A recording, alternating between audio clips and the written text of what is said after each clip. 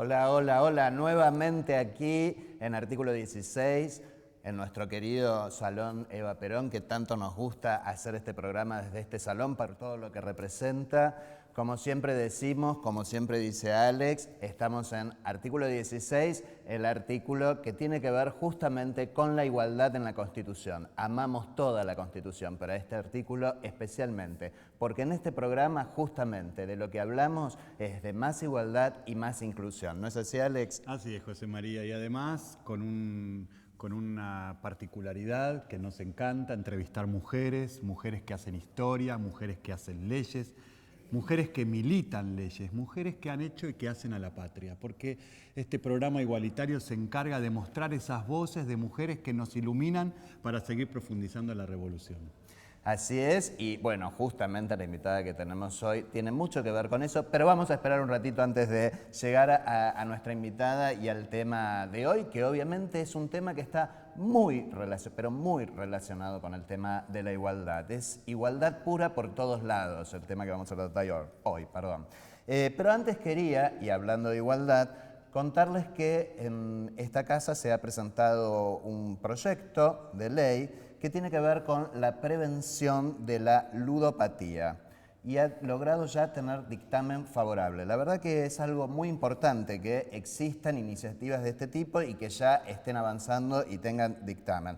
Lo que intenta este proyecto es instalar y promover políticas públicas que contribuyan a prevenir la ludopatía y acompañar los esfuerzos para superar de aquellos quienes quieren salir de esta situación de adicción que es la ludopatía. También, digamos, además de las cuestiones de concientización y de prevención, este proyecto plantea la cuestión de un registro de autoexclusión, es decir, que las personas en forma voluntaria que quieran pueden anotarse en este registro y entonces se los impediría la entrada a ese lugar, digamos, es algo que harían previamente en el caso de que quisieran estar dentro de este registro. Y otra cosa importante que también propone este proyecto es que no existan cajeros automáticos dentro de las salas de juego o donde hay máquinas y que además no se pueda utilizar las tarjetas de débito, digamos, en todas las cuestiones que tengan que ver con apuestas, digamos, que se tengan que utilizar dinero en efectivo, es decir, acciones que intentan ayudar a aquellas cuestiones que a las personas que tienen ludopatía se les hace muy difícil, que es como controlar esto de, bueno, si me quedé sin dinero, empiezo a sacar la tarjeta de débito como para poder seguir apostando. Así que la verdad que celebramos que existan propuestas como estas. Además quería también contarles, y creo que digamos, nosotros acompañamos fuertemente lo que se está dando en este momento en esta casa, particularmente en el salón de enfrente al que nos encontramos. El Salón Ilia, exactamente. Se está haciendo la presentación de una iniciativa que es un programa nacional de atención sanitaria integral para las personas trans y una asignación para la ciudadanía trans. La verdad que nosotros celebramos y festejamos y todo el país lo ha hecho y en esta casa ha salido la ley de identidad de género, particularmente en el Senado por votación unánime. Hay que destacarlo, sí. Hace ya unos 2 años atrás.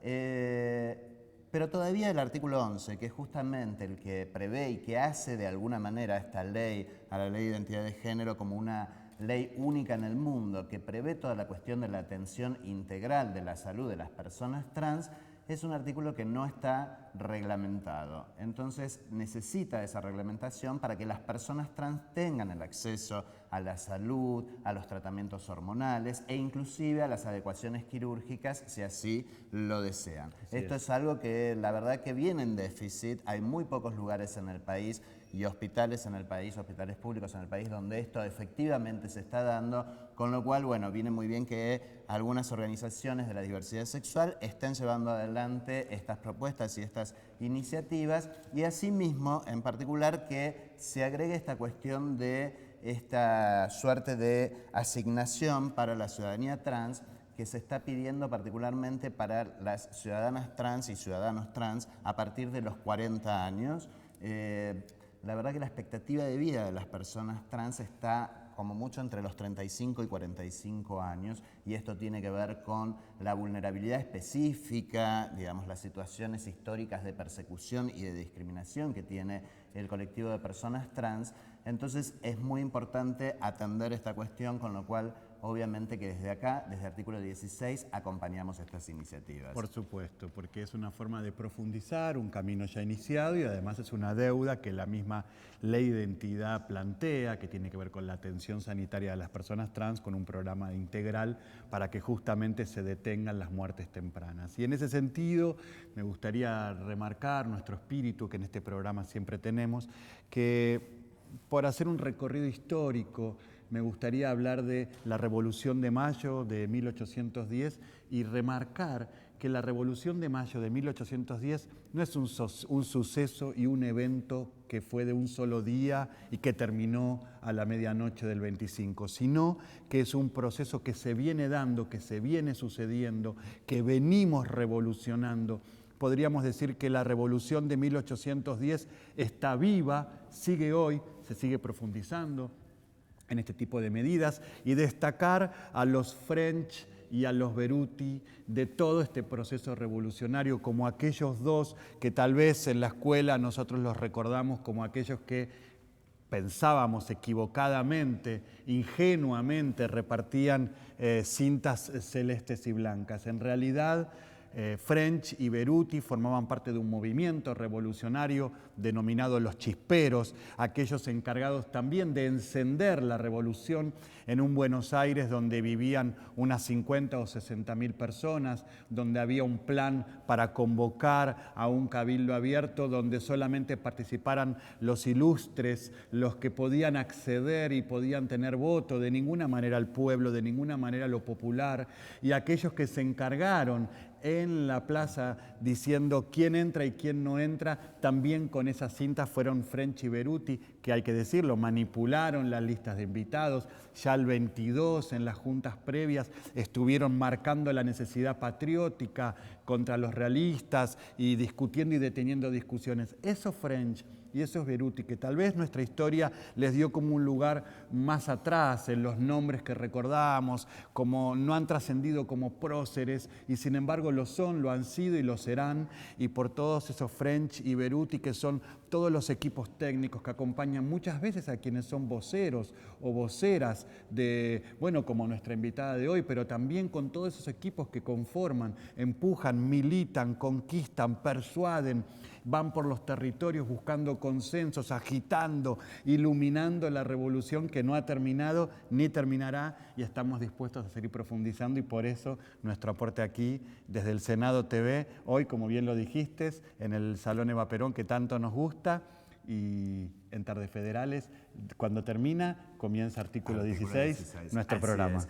Y como venimos diciendo y como venimos teniendo, tenemos otra invitada absolutamente de lujo. Creo que Alex hizo muy bien en plantear a French y Beruti, y creo que justamente tenemos una invitada que es una French o una Beruti, podríamos decir. Le vamos a preguntar. Le vamos a preguntar, y que tiene mucho que ver con este espacio en el que nos encontramos ahora, con estas cuestiones que puede hacer que ustedes y nosotros en este momento estemos en comunicación. Así que vamos a un tape para presentar a nuestra invitada y enseguida la entrevista con ella. Dale. Sanjuanina de nacimiento y abogada egresada de la Universidad Nacional de Córdoba, Graciana Peñafort Colombi fue una de las mayores responsables en la elaboración de lo que terminaría transformándose en la Ley 26.522 de Servicio de Comunicación Audiovisual. Peñafort fue quien convirtió en jurídicamente viables los reclamos de las organizaciones durante el extenso debate previo a la también denominada Ley de Medios. Luego de la aprobación de la ley en octubre del 2009, Graciana Peñafort integró el equipo jurídico que representó al Estado Nacional durante las audiencias públicas que se desarrollaron en la Corte Suprema 4 años después.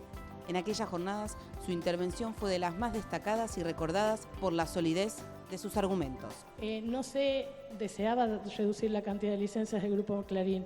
Lo que se desea es tener un mercado argentino desconcentrado, que no solo abarca el Grupo Clarín, bien expresaron antes, han sido muchas las empresas que han pasado por el proceso de adecuación, con lo cual la pregunta es casi incontestable, porque el objetivo no era la cantidad de licencias del Grupo Clarín. Gracias, Graciana. Hace rato que en realidad queríamos Sí, llegar. no hemos logrado juntarnos. Tal cual, habíamos querido, yo me acuerdo que en el encuentro de nuestros amigos ahí Del Frente del Aduanero, el año pasado acordamos hacer esto. Así es, el Frente Aduanero para la Victoria. Y estuvimos chichoneándonos todos estos meses. Qué lujo, qué afecto que tenemos por vos. Profundo, No, ¿y yo? Profundo. Yo Aquí si tenemos te a una digo- igualitaria y a una de esas lenguas de la democracia, como lo era Castelli, ¿no? Esos oradores de la revolución. Yo siempre que veo ese video me acuerdo del reto de mi madre por no haber ido mejor peinada. Es que la revolución no se encuentra como estamos. Claro, te encuentra trabajando. Pero es increíble, realmente, Graciana, digamos, cada vez que uno ve ese video, lo que pasamos esos días, lo que debes haber pasado. Yo me acuerdo de una anécdota acá mismo, en la escalinata del Congreso de la Nación, que yo te abracé porque estábamos celebrando justamente... Cuando salió el fallo. Cuando salió el fallo. Y me acuerdo que te dije gracias, abrazándote muy afectuosamente. Vos me dijiste, gracias por qué, con toda tu humildad que tenés siempre. Gracias porque es lo mismo que si yo les dijera gracias a ustedes, me contestaste. Es que es la verdad. Y en realidad quiero agregarte algo, que en realidad a mí me pasa lo mismo, y sé que a Alex también le pasa lo mismo, que uno, cuando me dicen gracias a mí, yo le digo, no, gracias a todos, digamos, porque en realidad Porque los fue una derechos se conquista. conquistan para todos, o sea, Es. no, digo, yo también soy beneficiaria como ciudadana de un mundo audiovisual más desconcentrado. Digo, como soy beneficiaria de un mundo más igualitario, donde la gente puede querer como se le dé la gana, me parece que en algún punto son proyectos colectivos. Aparte creo que hay grandes éxitos que a veces son proyectos individuales, uno lo ve por ejemplo en mucha política opositora, digo, donde el minuto de rating es visto como un momento de éxito. Y después hay proyectos que necesitan muchos obreros, pero que finalmente son conquistas colectivas, que si vos dijeras, ¿quién es el padre de esta conquista? Y somos todos. Hay algo que me gustaría destacar de la Ley de Servicios de Comunicación Audiovisual, que es que reconoce un derecho más que lo conquista, que reconoce que la comunicación es un derecho humano y no un derecho del capital, no un derecho de propiedad. Entonces, digo, el reconocer el derecho, un derecho preexistente a la ley. La ley no es justa porque es ley porque es justa. Exactamente. Entonces digo, ¿cómo se sintió tener la oportunidad de transmitir? Estábamos viéndote millones de argentinos y de tu voz salían lo que queríamos escuchar. El derecho a la comunicación como un derecho humano. Mira, la verdad que el momento en sí, primero la ley plantea un cambio de paradigma porque al derecho de libertad de expresión, muy típico del liberalismo, que es que yo siempre digo es como una tía solterona flaca y seca, porque es solo el derecho a decir, le da un volumen más moderno porque es el derecho a escuchar, es el derecho de la diversidad, es donde ese derecho tan seco, tan duro y tan asociado al derecho de propiedad se vuelve un derecho colectivo y un derecho igualitario. Si no, es el derecho de quienes pueden decir, porque todos nuestros sistemas modernos se basan en una premisa, por ejemplo, de todos los hombres son iguales, cuando sabemos que en la realidad práctica la igualdad no es necesariamente esa, y hay personas con más nivel económico, con menor nivel educativo. Entonces, eso fue el cambio brutal de paradigma que plantea la Ley de Servicios de Comunicación Audiovisual. Cuando logramos sancionar la ley, yo me acuerdo cuando nos decían que estábamos locos, que esto no iba a salir, incluso me acuerdo en esta misma sala, cuando nos decían que no íbamos a conseguir los votos, y la verdad es que había un enorme pueblo movilizado. Yo me acuerdo haber discutido con algunos legisladores y decirles, miren, ustedes pueden votar a favor o en contra y no están votando a favor o en contra ni de Cristina Fernández de Kirchner, no están votando ni a favor o en contra de Gabriel Mariotto, en realidad están votando a favor o en contra de un pueblo enorme que se movilizó durante un año pidiendo recuperar su voz, porque hay que tener claro, donde hay concentración mediática, hay alguien que se apropia de la voz del conjunto, ¿no? Entonces, la pelea o la batalla cultural por la Ley de Servicios de Comunicación Audiovisual es la batalla por recuperar la propia voz. Cuando fuimos a la audiencia, fuimos en otro momento. Primero fuimos en un momento en el cual habían pasado 4 años, 4 años de bombardeo mediático de eslogan. Espera un cachito, porque vas a entrar en la audiencia y tenemos que hacer una pausa. Entonces Perfecto. vamos a la pausa y entramos de lleno en la audiencia. Dale.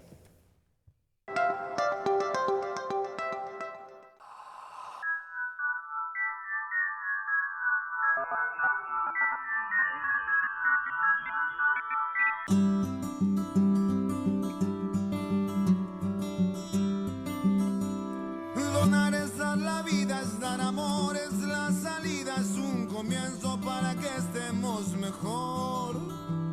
Donando en cada gota yo soy vos y vos sos un poquito yo. Dona que esta es tu casa, que en mi cuerpo todo pasa. Hermano, yo te doy mi corazón. Sangre bien latina, esta es mi sangre, es argentina, es para vos. Estaré a lo largo y a lo ancho en mi nación, con fuerza desde el centro de mi pecho. Este camión va a recorrer todo el país. Si lo ves, dona sangre. Un poco de vos puede hacer mucho. Una luz en tu corazón, yo estoy.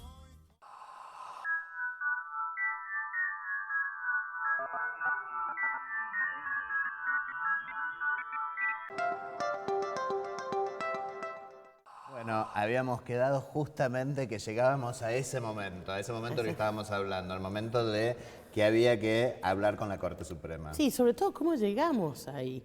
Fue 4 años con mucha frustración para la ciudadanía, porque había sancionado una ley que aparte era festejada en el mundo, no sé si se acuerdan, venía el relator de libertad de expresión, decía que era una ley modelo en el mundo, y había un sector que decía, no, viola la libertad de expresión, la señora que lloraba porque Volver iba a desaparecer, parecía el tema de Charlie. El todo. canal Volver. Sí, exactamente.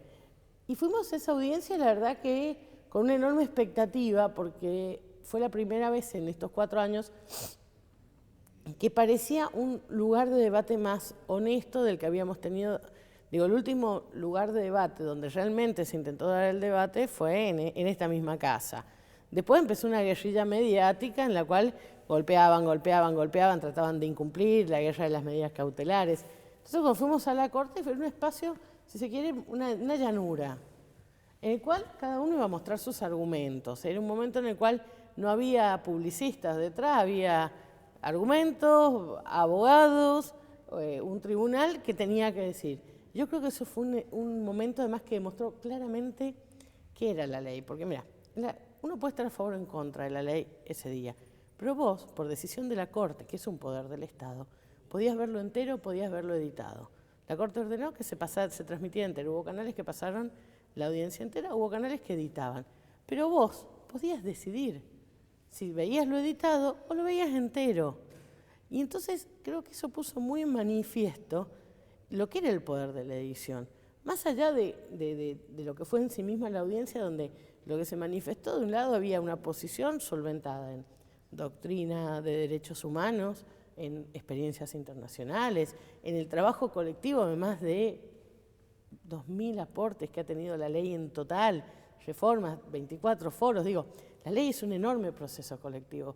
De hecho, nosotros siempre decimos que si en algo tuvo razón Oesterheld, es que en medios el único héroe posible es el héroe colectivo, porque del otro lado tenés la individualidad del monopolio. Pero aparte porque fue una ley, digamos, en eso es casi hermana con matrimonio igualitario, porque fue una de las leyes con mayor debate en todo el país. Exacto. ¿Cuántas audiencias hubo? Nosotros tuvimos miles con matrimonio igualitario, pero la ley de servicios audiovisuales también tuvo un montón. No solo tuvo audiencia, además tuvo foros, tuvo exposiciones en las universidades. Digo, no es que fue una ley de, si se quiere... Que haya quedado el debate aquí en el recinto Exactamente, parlamentario. no, aparte fue desde el sector comunitario hasta la universidad, desde los grandes medios, los que quisieron aportar algo, hasta los pequeños medios que tenían muchas cosas para aportar.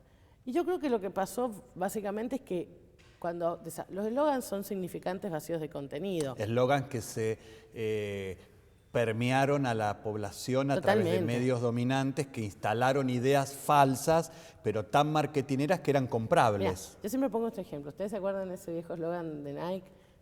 Just do it, solo hazlo. Sí. Puede ser desde comprarte un par de zapatillas, salir a correr o pegarte un tiro. Digo, el eslogan es un significante vacío de contenido.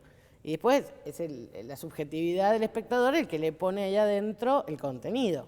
Entonces, esta ley viola la libertad de expresión, sin decirte qué entiende por libertad de expresión. Entonces la gente... Era libertad de mercado. Claro, en realidad... Ahora, ¿qué es lo que pasó cuando fuimos a la audiencia? En la audiencia, la Corte, que había hecho un trabajo muy detallado de estudio del expediente, empezó a hacer las preguntas claves. Por ejemplo, ¿cómo esta ley viola la libertad de expresión? O lo que para mí fue una pregunta, ¿por qué el resto de los grupos pueden adecuarse y usted, que es el grupo con más volumen, siente que viola su libertad de expresión? Y cuando vos salís a defender derechos humanos y tu mejor argumento es el balance de un contador y tenés un problema en la defensa, realmente, porque los derechos, además, que por supuesto hay muchos derechos que tienen un soporte económico, básicamente son una idea filosófica muy humana. Entonces, si tu único argumento es un balance, vos tenés un problema en la defensa. Además, no era una ley contra un grupo en particular, sino a favor de la igualdad. Bueno, eso es lo que tuvo, creo que fue el mayor hueco que tuvo la postura del Grupo Clarín, porque para cuando el Grupo Clarín planteaba que esta ley violaba la libertad de expresión y que su sustentabilidad iba a ser básicamente impracticable, todos los demás grupos ya habían presentado sus propuestas de adecuaciones. Claro. Grupos mucho más chicos. Nosotros decíamos, miren, después del Grupo Clarín, que tiene algo así como el 55% del mercado de cable, quien le sigue es el Grupo Vila Manzano, que tiene el 11%, que ya había presentado su propuesta de adecuación siendo mucho más chico. Entonces... Graciana, vayamos a un tape de ese momento de la audiencia. Yo creo que me voy a ver despeinada. Vamos a ver, sí, vamos a ver un tape de ese momento.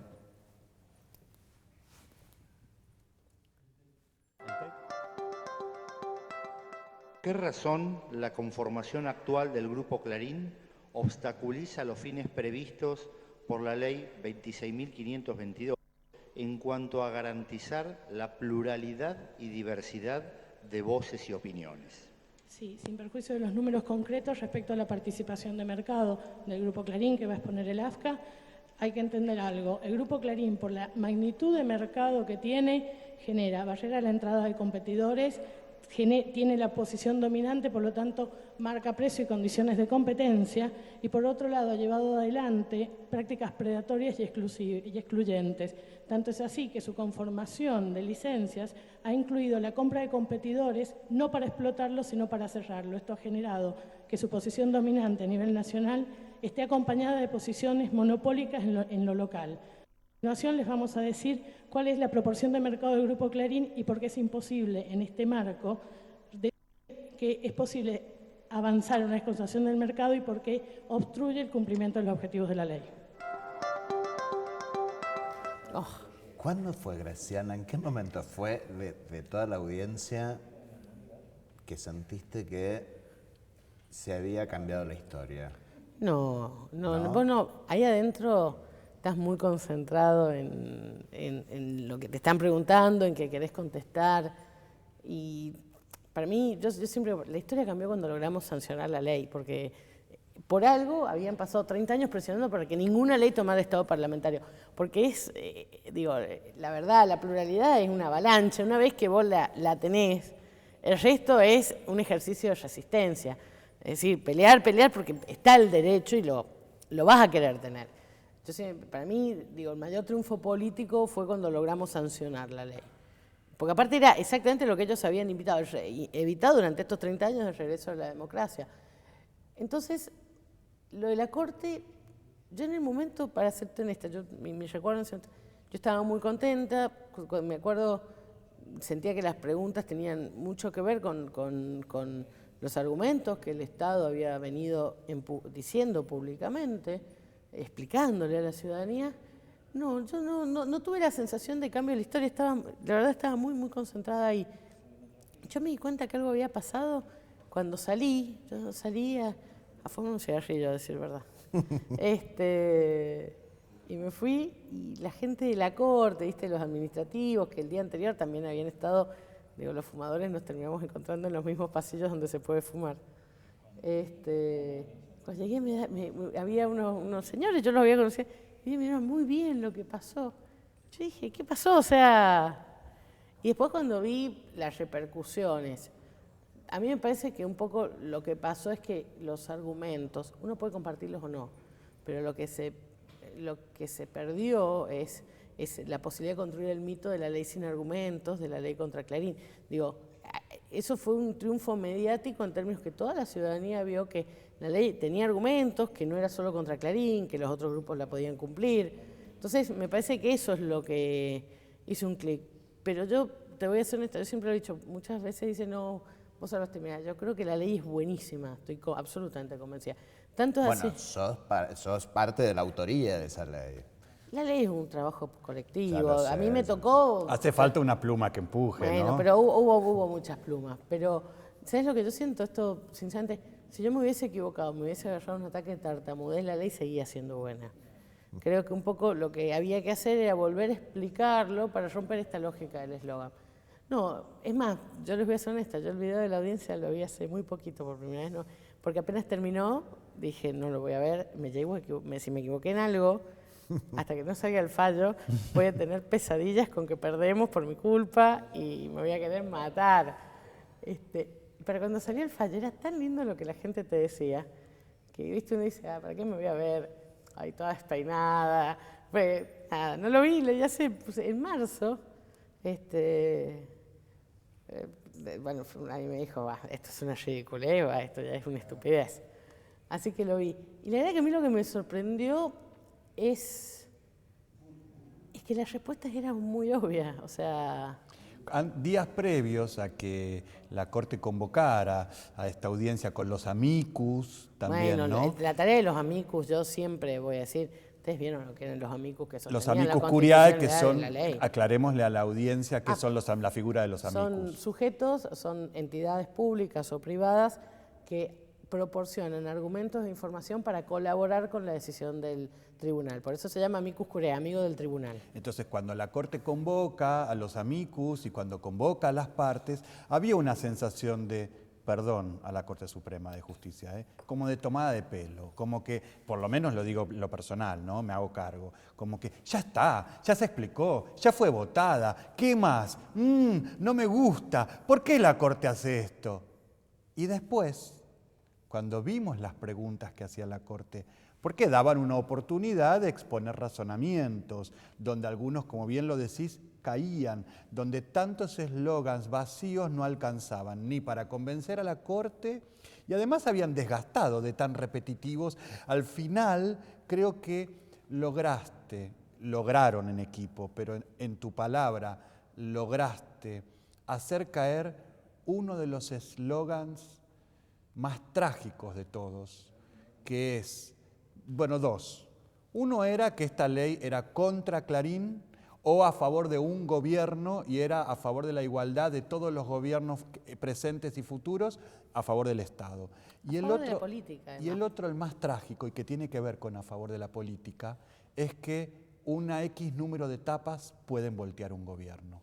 Ese eslogan tan tremendo, que de verdad había tenido peso político y poderoso, la política misma se encargó y este ejemplo en tu palabra fue un deleite de política verbal, de oradora, de abogada, que conocía las razones para exponer y que derrumbó un poder que de verdad con una X cantidad de etapas se llevaba puestos gobiernos. Pero además, perdón, Alex, que te interrumpa, yo creo que ahí había una profunda hipocresía porque los monopolios se amparaban en esta libertad de expresión que no es otra cosa que una libertad de mercado extrema. Digo, el liberalismo, que si se quiere es quien cree en la libertad de mercado, jamás toleraría un grado de concentración mediática como el que tiene la Argentina. De hecho, para darte un ejemplo, el esquema de concentración mediática de la Argentina no pasa a la ley de Estados Unidos.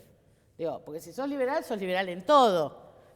No liberal en lo que te conviene y no tan liberal en lo que no. Claro. Pero a mí lo que me parece importante, había una profunda hipocresía, porque la política entera y la ciudadanía entera sabía perfectamente que los oligopolios mediáticos son herramientas de presión que volteaban presidentes, que empujaban gobiernos al precipicio. Entonces plantearse como los más débiles, cuando sabíamos que teníamos, digo, no hace tanto, nosotros vimos el 2001, digo, toda nuestra generación lo vio. No, ¿qué nos van a contar? Yo siempre me acuerdo como cuando murió Costec y Santillán, todos vimos por tele que la policía disparaba.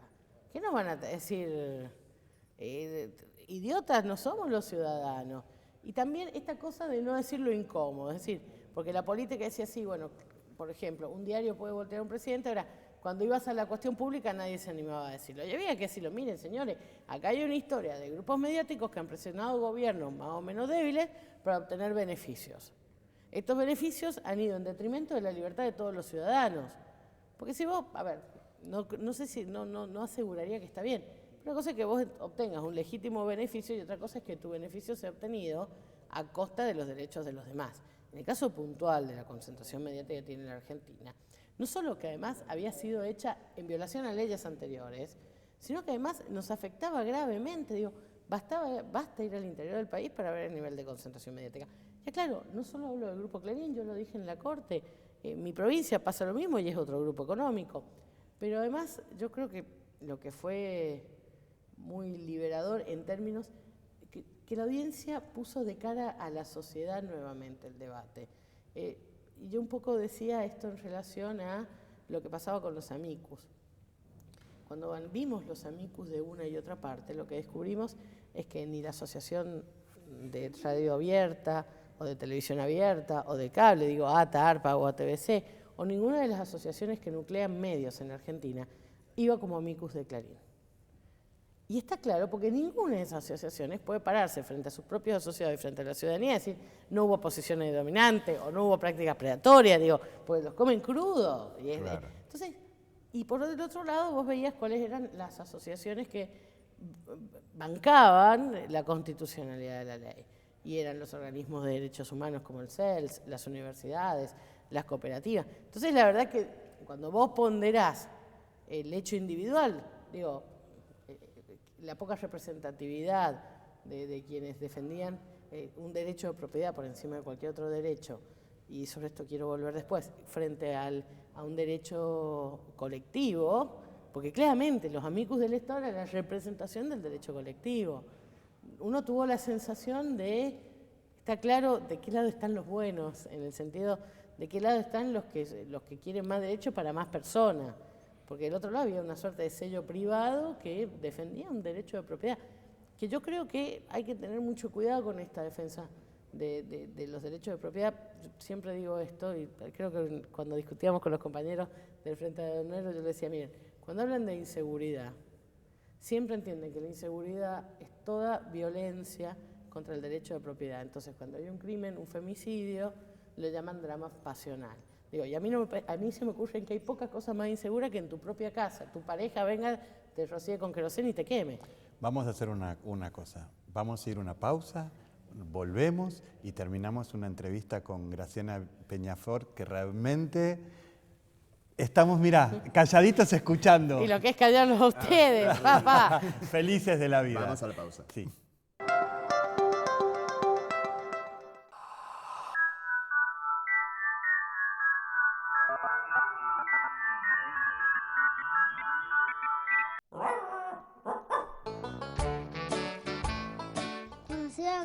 Quiero correr rápido. Me gustaría ser señor cuando sea grande. Policía de Misiones. Futbolista. Me gustaría hacerme con mi mamá. Doctora de Cachorro. Quiero ser doctora o policía, cualquiera de los dos puedo ser. Me llamo Alma y cuando sea grande me gustaría vender ropa. Quiero ser grande, quiero ser como Medo.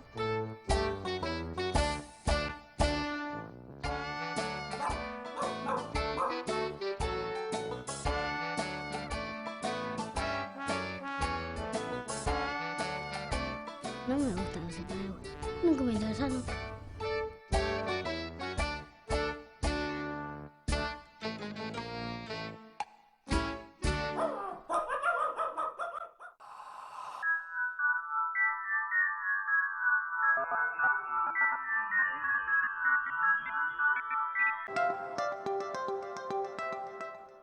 Bueno, seguimos acá en esta entrevista que la verdad queremos que sea mucho más larga, eterna. No nos va a dar el tiempo. Y a mí me van a echar del trabajo. Porque hay que decirlo, viniste, te escapaste un ratito para venir. Del trabajo.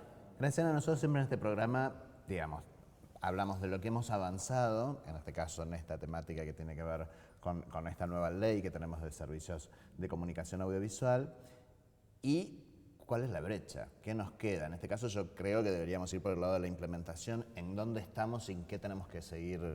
Mira, yo creo que hay dos puntos de análisis para hablar del avance. Por un lado está la implementación de la ley, que a mí me parece que con luces y sombras, digo, la ley es un cambio de paradigma y el cambio de paradigma siempre va a poner en crisis el sistema y eso genera algunas cosas maravillosas y otras cosas más engorrosas.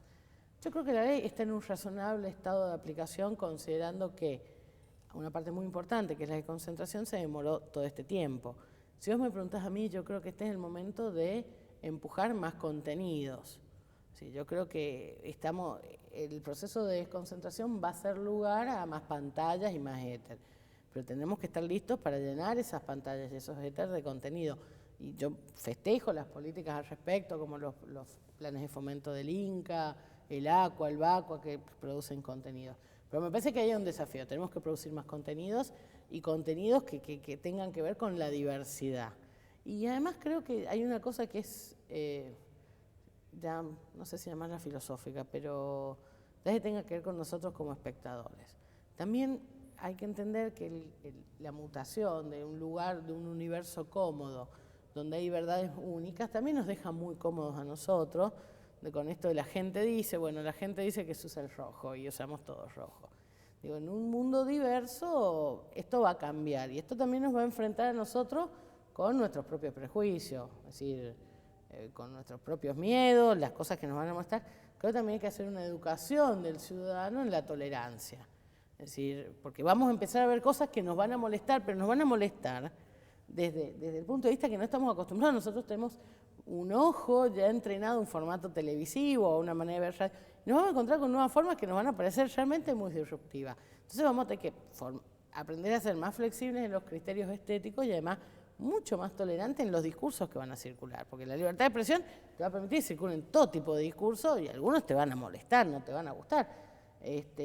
Y me parece que eso implica una suerte de reeducación en la tolerancia, saliendo de un lugar muy cómodo donde hemos estado. Digo, hay cosas que, para darte una idea, hay cosas que ya todos aceptamos que está bien y nadie abre el debate.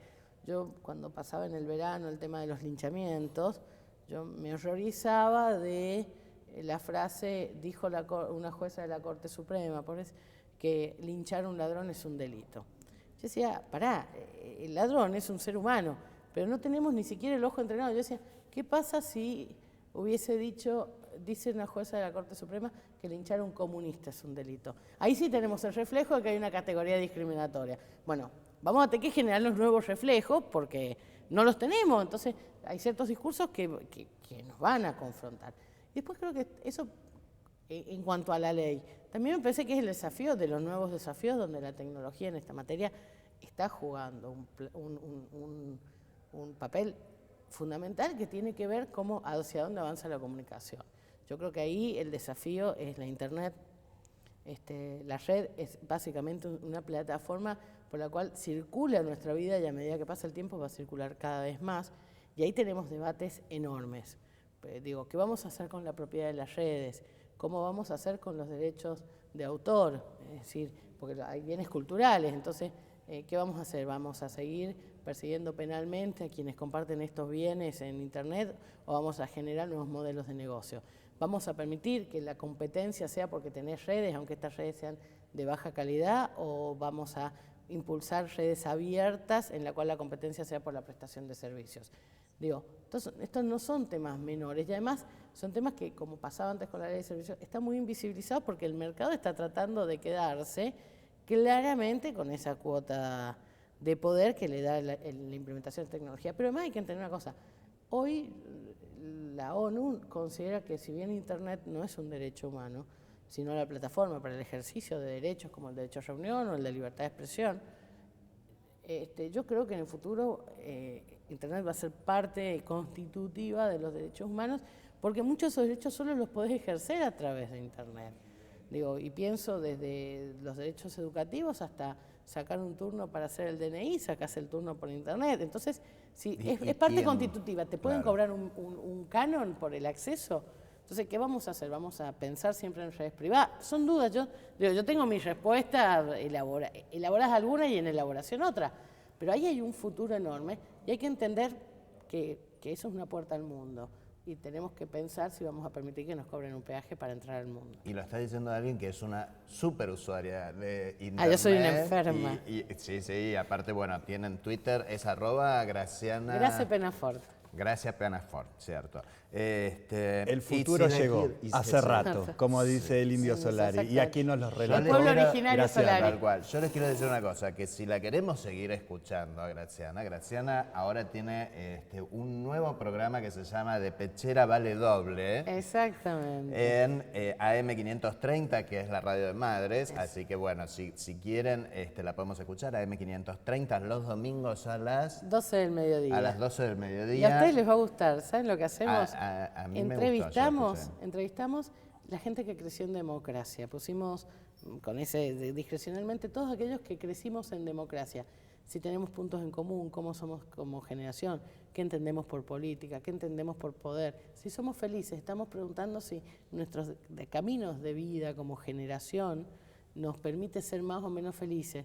Mirá que algunas respuestas son maravillosas. Este es un programa, a mí me invitaron a participar y la verdad me estoy enamorada de la riqueza conceptual que todos aquellos que crecimos en democracia hemos logrado elaborar. Sí, es excelente. La verdad que yo he escuchado el de Pablo Ferreira y el de Lorena el último domingo, así que excelente. Y bueno, y también está de columnista, tenemos que irnos ya porque nos van a sacar del aire, pero está también de columnista en Radio Cooperativa en 7.0 los martes de 7 a 9 de la mañana, el programa que también está Luis Delía, exactamente, digamos, así que ahí también, Política y Medios es mi columna. Exactamente, ahí también la podemos escuchar. Graciana, nada, muchísimas gracias. Te queremos y te vamos a invitar otra vez porque queremos seguir hablando y además queremos hablar también de todo lo que estás haciendo con Agustín Rossi, que realmente la tarea que está llevando adelante Agustín es increíble. Entonces nos comprometemos a hacer una entrevista eterna con Graciana Penafort aquí en Artículo 16 por Senado TV. El futuro llegó hace rato, nos lo relató Graciana. Chao.